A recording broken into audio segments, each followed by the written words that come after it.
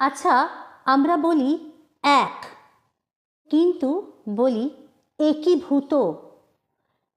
কেন বলি এটা?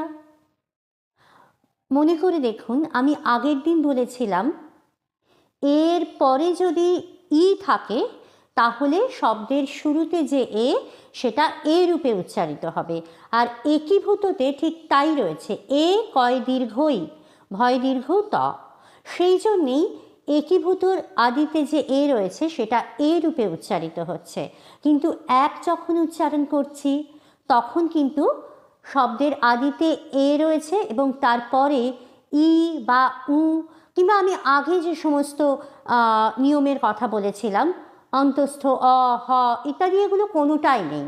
সেই জন্যে শব্দের আদিতে যে এ রয়েছে সেটা এ রূপে উচ্চারিত হচ্ছে এক। ঠিক অনুরূপভাবেই আমরা বলছি দেখিয়ে, কিন্তু আমরা বলি দেখা, দেখা কিন্তু বলি না। পেঁচানো, কিন্তু পেঁচিয়ে। ফেনা, কিন্তু ফেনিল।